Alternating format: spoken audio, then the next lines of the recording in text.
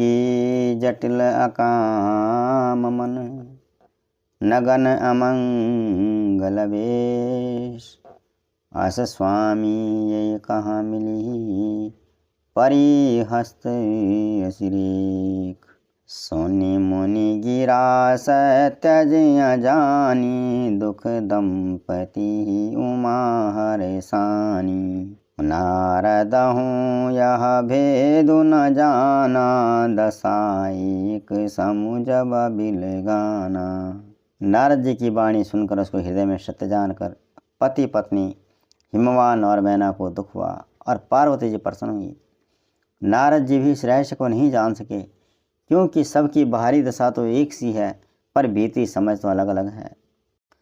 सकल सखी गिरिजा गिरि मैना, पुलक शरीर भरे जल नैना।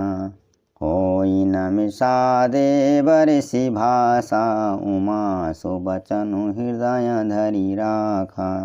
सारी सखियाँ पार्वती, पर्वतराज हिमवान और मैना सभी के शरीर पुलकित थे और सभी के नेत्रों में जल भरा था। देव ऋषि के वचन असत्य नहीं हो सकते, यह विचार कर पार्वती जी ने उन वचनों को हृदय में धारण कर लिया। उपजे ओ शिव पद कमल सनेहु, मिलन कठिन मन भाषण देहु। जानी को अवसरो प्रीत दुराई, सखी उछंग बैठी पुनि जाई। उन्हें शिव जी के चरण कमलों में स्नेह उत्पन्न हो आया, परंतु मन में यह संदेह हुआ कि शिव जी का मिलना तो कठिन है। फिर अवसर ठीक न जानकर उमा जी ने अपने प्रेम को छिपा लिया और फिर वे सखी की गोद में जाकर बैठ गई। झूठी न होई देव ऋषि बानी, सोचहि दंपति सखी सयानी। और धरी धीर कहई गिरिराऊ, कहऊ नाथ का करियऊ पाऊ। देव ऋषि की वाणी झूठी न होगी, यह विचार कर हिमवान, मैना और सारी चतुर्सखियाँ विचार करने लगी, चिंता करने लगी। फिर हृदय में धीरज धर करके पर्वतराज ने कहा, हे नाथ, इसका कोई तो उपाय होगा। कह मुनि से हिमवंत सुनो, जो विधि लिखा लीलार। देव दनुज नर नाग मुनि, को न मेट निहार। नारद जी ने कहा, हिमवान सुनो, विधाता ने जिसकी ललाट पर जो कुछ लिख दिया है, उसको देवता, दानव, मनुष्य, नाग, मुनि कोई भी मिटा तो नहीं सकते। तदपि एक मैं कहूँ पाई, होई करें जो देव सहाई। जस बरो मैं बरने तुम पाही, मिली उमाही तस संशय नाही। तो भी मैं एक उपाय बताता हूँ, यदि देवता सहायता करें तो वह सिद्ध हो सकता है। उमा को वर तो निसंदेह वैसा ही मिलेगा जैसे मैंने तुम्हारे सामने वर्णन किया है। जे जे वर के दोष बखाने, ते शिव पाही मैं अनुमानी।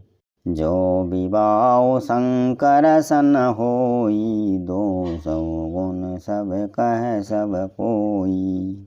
परंतु मैंने वर के जो दोष बतलाए हैं, मेरे अनुमान से वे सभी शिव जी में हैं।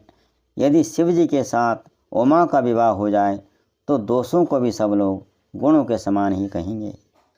जो आही सेज शयन हरि करही, बुध कछु तिन कर दोष न धरही। भानु किसानु सर्वरस खाई, तिन कह मंद कहता को नाई।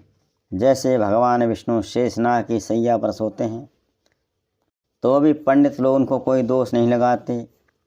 सूर्य भगवान और अग्निदेव अच्छे बुरे सभी रसों का भक्षण करते हैं, परंतु उनको कोई बुरा नहीं कहता। शुभ अरु अशुभ असलिल सब बहाई, सुर सरी को अपुनीत न कही। समरत कहूँ दो नहीं दोष गोसाई, रवि पावक सुर सरी की नाई। गंगा जी में शुभ अशुभ सभी जल बहता है, पर कोई उन्हें गंगा जी को अपवित्र नहीं कहता। सूर्य अग्नि और गंगा जी की भांति समर्थ को कोई दोष नहीं लगाता। जौं अस हिस्सा करहीं नर, जड़ विवेक अभिमान, परहीं कल्प भरी नरक महूँ, जीव की से समान। यदि मूर्ख मनुष्य ज्ञान के अभिमान से इस प्रकार गंगा जी, सूर्य भगवान और अग्नि के समान उनकी होड़ करने लगे कि भाई जो कुछ है सब सही है, तो वह कल भर के लिए नरक में पड़ते हैं, क्योंकि जीव कभी ईश्वर के समान स्वतंत्र नहीं हो सकता। सुर सरी जल कृता बारुनि जाना, कबहु न संत करहीं तेहि पाना। सुर सरी मिले सो पावन जैसे, ईस अनीस ही अंतर तैसे। गंगा जल से भी बनाई हुई मदिरा को मदिरा ही जानते हैं संत लोग। संत लोग कभी इसका पान नहीं करते, पर वही अगर गंगा जी में मिल जाने पर पवित्र हो जाती है। ईश्वर और जीव में भी वैसा ही भेद है। शंभु सहज समरथ भगवाना, ये विवाह सब विधि कल्याणा। दुराराध्य पे अहाई महेशु, आशुतोष पुनि के कलेशु। शिव जी सहज ही समर्थ हैं, क्योंकि भगवान है, इसलिए इस विवाह में सब प्रकार कल्याण है। परंतु महादेव जी की आराधना बड़ी कठिन है, फिर भी कलेश यानी तप करने से वे बहुत जल्द संतुष्ट हो जाते हैं। जौं तप करे कुमारी तुम्हारी, भावी मेटी सकई त्रिपुरारी। यद्यपि बर अनेक जग माही, एक है शिव तजी दूसर नाई। यदि तुम्हारी कन्या तप करे तो त्रिपुरारी महादेव जी होनहार को मिटा सकते हैं। यद्यपि संसार में वर तो अनेकों हैं, पर इसके लिए शिव जी को छोड़कर दूसरा वर नहीं है। वरदायक पन तारति भंजन, कृपा सिंधु सेवक मन रंजन। इच्छित फल बिनु शिव अवराधे, लहियन कोटि जोग जप साधे। शिव जी वर देने वाले, शरणागतों के दुखों का नाश करने वाले, कृपा के समुद्र और सेवकों के मन को प्रसन्न करने वाले हैं। शिव जी की आराधना के बिना करोड़ों योग और जप करने पर भी वांछित फल नहीं मिलता। अस कही नारद सुमिरी हरि, गिरिजहि दीनी आशीष। होई यह कल्याण संशय तजहु गिरीश। ऐसा कहकर भगवान का स्मरण करके नारद जी ने पार्वती जी को आशीर्वाद दिया और कहा, हे पर्वतराज, तुम अपने संदेह का त्याग कर दो, अब तुम्हारा कल्याण ही होगा। कही अस ब्रह्म भवन मुनि गयऊ, आगिल चरित सुनऊ जस भयऊ। पति एकांत पाए कह मैना, नाथ न मैं समुझे मुनि बैना। यूँ कहकर नारद मुनि जी ब्रह्मलोक को चले गए। अब आगे जो चरित्र हुआ उससे सुनो। पति को एकांत में पाकर मैना ने कहा, हे नाथ, मुनि के वचनों का अर्थ मैं नहीं समझी।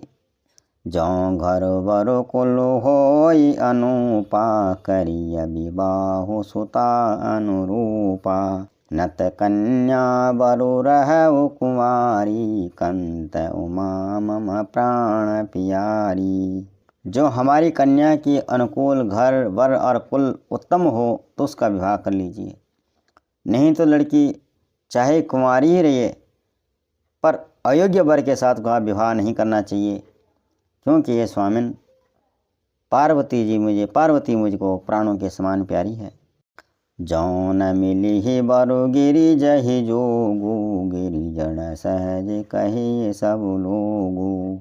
सोई विचारि पति करे हो विवाहु, जेहि न बहोई होई उरदाहु।